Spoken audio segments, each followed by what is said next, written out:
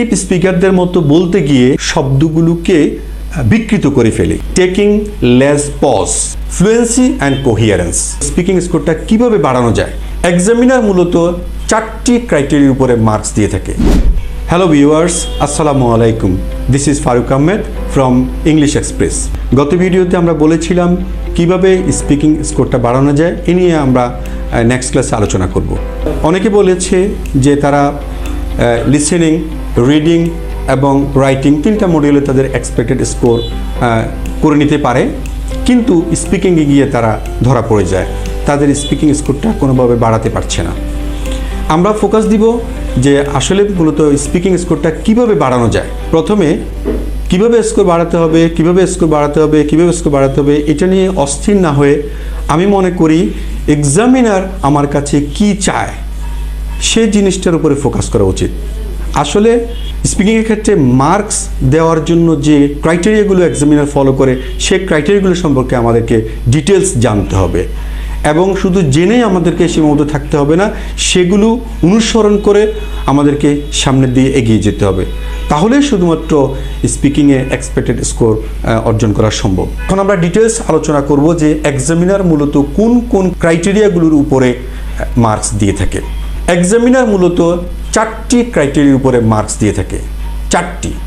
First of all, fluency and coherence. Second, lexical resources. Third, grammatical range and accuracy. And fourth, pronunciation. So আমরা এখন যদি details আলোচনা করতে যাই, তাহলে প্রথমে আমরা ফোকাস করব ফ্লুয়েন্সি অ্যান্ড কোহিয়ারেন্সের উপরে। আমরা যদি কাউকে জিজ্ঞেস করি যে ফ্লুয়েন্সি মানে কি, সে তার মিনিং বলবে অনর্গল কথা বলা। ওকে ফাইন, আই নো এটা অনর্গল কথা বলা, দ্যাটস নট এ ম্যাটার, ঠিক আছে। কিন্তু আইএলস ফ্লুয়েন্সি বলতে কি বোঝায় সেটা আমাদেরকে জানতে হবে। আইএলস বলছে ফ্লুয়েন্সি বলতে বোঝায় টেকিং লেস পজ, অর্থাৎ তোমার কথা বলার সময় তুমি কত কম পজ নিচ্ছ, অর্থাৎ কত কম বিরতি নিচ্ছ, সেটাই হচ্ছে দেখার বিষয়।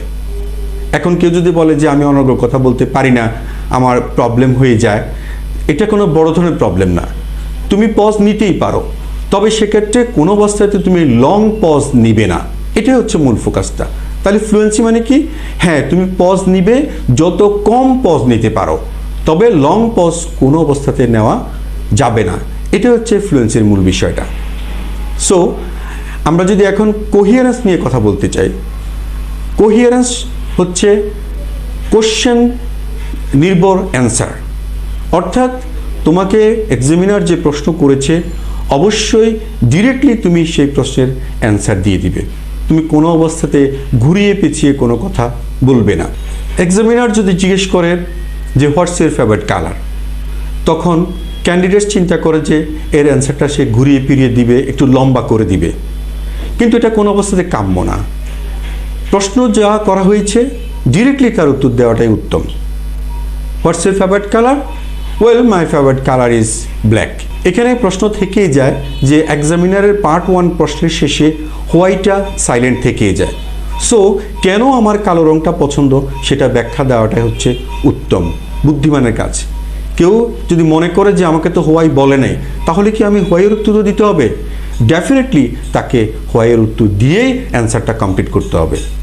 সো কোহিয়ারেন্সের ব্যাপারটা আমরা যেটা বোঝাতে চাচ্ছি সেটা হচ্ছে যে কোনো অবস্থাতে প্রশ্নের উত্তর ঘুরিয়ে পেঁচিয়ে বলার কোনো সুযোগ নেই, ডিরেক্টলি প্রশ্নের উত্তর দিতে হবে, কোনো অবস্থাতে অসংলগ্ন অপ্রয়োজনীয় কোনো কিছু অন্তর্ভুক্ত করা যাবে না।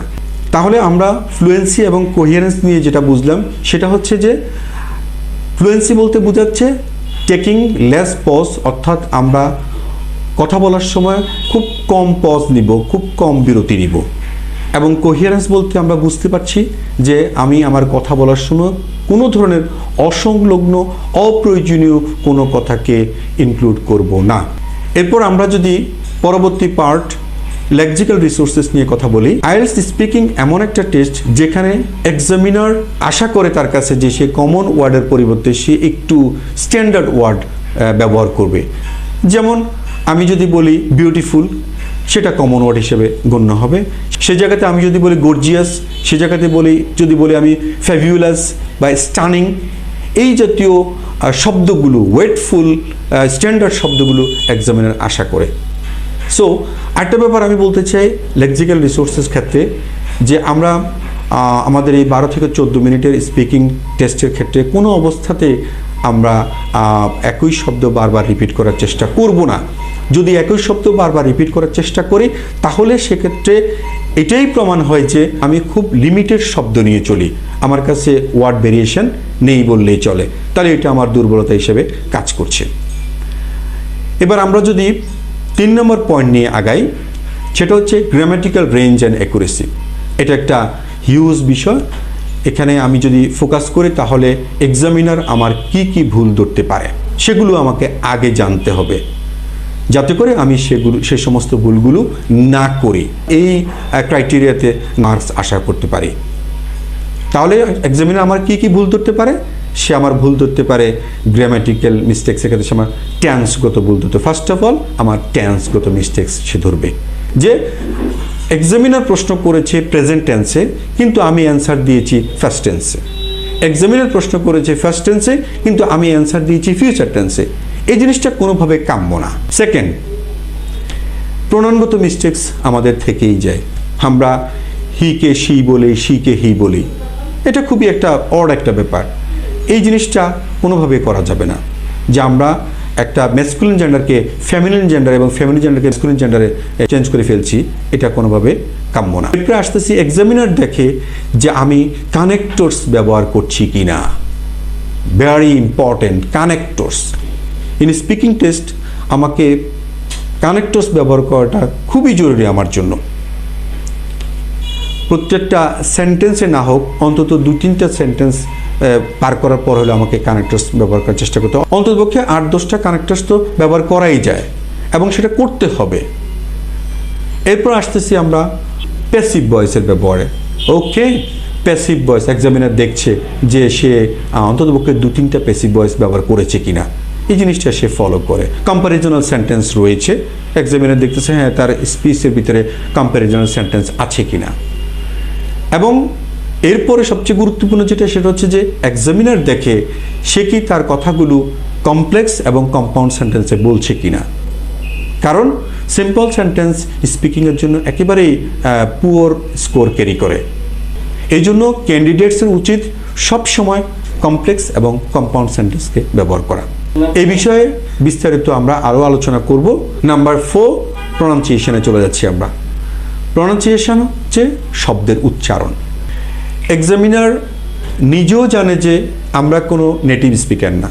নেটিভ স্পিকার মিন্স আমাদের জন্ম কোনো ইংলিশ কান্ট্রিতে নয়, অথবা আমরা ইংলিশম্যান না, যে কারণে আমাদের উচ্চারণগুলো যে হুবহু নেটিভ স্পিকারদের মতো হবে সেটা উনি আশা করেন না। আমাদের কাজ হবে আমরা চেষ্টা করব নেটিভ স্পিকাররা যেভাবে বলে সেভাবে উচ্চারণ করার চেষ্টা করব, অন্ততপক্ষে হুবহু না হোক কাছাকাছি যাওয়ার হলেও চেষ্টা করব। নেটিভ স্পিকারদের মতো বলতে গিয়ে আসলে আমরা কি করি, শব্দগুলোকে বিকৃত করে ফেলি। এই বিকৃত করাটা খুবই অড একটা ব্যাপার। এটা কখনোই কাম্য না, এটা তারা কখনোই পছন্দ করে না, যে কোনো শব্দকে আপনি বিকৃত করে বলতে পারেন না। হ্যাঁ, আপনি ওই শব্দের উচ্চারণ একেবারে কাছাকাছি যেতে পারে, হুবহু না হোক, কিন্তু আপনি বিকৃত করতে পারেন না। এটা হচ্ছে একটা বিষয়। আর সেকেন্ডলি যে বিষয় হচ্ছে, ওরা যে বিষয়টাতে খুবই মাইন্ড করে সেটা হচ্ছে আঞ্চলিকতার টান। আপনি প্রনাউন্সিয়েশনের ক্ষেত্রে কোনো অবস্থাতে আঞ্চলিকতার টান টানতে পারবেন না। ফর এক্সাম্পল, আঞ্চলিকতার টান বলতে আমরা যেটা বুঝি সেটা হচ্ছে আমাদের দেশে অঞ্চলভিত্তিক অনেকে অনেক ধরনের ভাষা ব্যবহার করে। যেমন চিটংয়ের লোকেরা চিটংয়ের ভাষা ব্যবহার করে, সিলেটের লোকেরা সিলেটের ভাষা ব্যবহার করে, এবং তারা এই ভাষা ব্যবহার করতে কমফোর্ট ফিল করে। যদি তাদেরকে শুদ্ধ ভাষা বলতে দেওয়া হয় তারপরও তাদের কথার ভিতরে একটা আঞ্চলিকতার টান এসেই যায়। এখন যদি তারা ইংরেজি বলা শুরু করে দেয় সেখানেও কিন্তু আমরা লক্ষ্য করেছি যে একটা আঞ্চলিকতার টান চলে আসে। সো এই দিকটা কোনোভাবে করা যাবে না, এই আঞ্চলিকতার টান কোনো অবস্থাতে গ্রহণযোগ্য হবে না। এখন আমরা প্রনাউন্সিয়েশনের ক্ষেত্রে কী করব? প্রনাউন্সিয়েশন তাহলে কীভাবে আমরা সংশোধন করব? আমরা প্রনাউন্সিয়েশনের জন্য অবশ্যই শোনার কোনো বিকল্প নেই। শুনবো এবং সেটাকে ইমিটেট করব, যে নেটিভ স্পিকাররা যেভাবে বলে ঠিক সেভাবে বলার চেষ্টা করব। আমরা বিবিসি শুনবো, আমরা অনেকগুলো ইংলিশ কনভারসেশনাল ড্রামা আছে, ওই ড্রামাগুলো শুনবো এবং ওরা যেভাবে কথা বলে, যে শব্দগুলো যেভাবে উচ্চারণ করে, আমরা সেভাবে উচ্চারণ করার চেষ্টা করব। এই 4টা বিষয়ের উপরে ফোকাস করলাম, যেই ক্রাইটেরিয়াগুলোর উপরে ভিত্তি করে এক্সামিনার আমার মার্ক বাড়াবে অথবা আমার মার্ক কমাবে। সো এখন আমার কাজ কি? আমার কাজ কি এক্সামিনারকে সেই সুযোগ দিয়ে দেওয়া যে সে আমার মার্কসটা কমিয়ে দেখ, নাকি সেই সুযোগটা নেওয়া যে এক্সামিনার আমাকে মার্ক বাড়িয়ে দিক? তাহলে আমাকে মার্কস যদি বাড়িয়ে দিতে হয়, অবশ্যই আমাকে এই 4টা ক্রাইটেরিয়ার উপরে ফোকাস করতে হবে। আমাকে প্ল্যান করে পরীক্ষার হলে যেতে হবে, প্রি প্ল্যান যেটাকে বলে। সো আজকে এ পর্যন্তই। সে পর্যন্ত তোমরা ভালো থাকো, সুন্দর থাকো। আসসালামু আলাইকুম।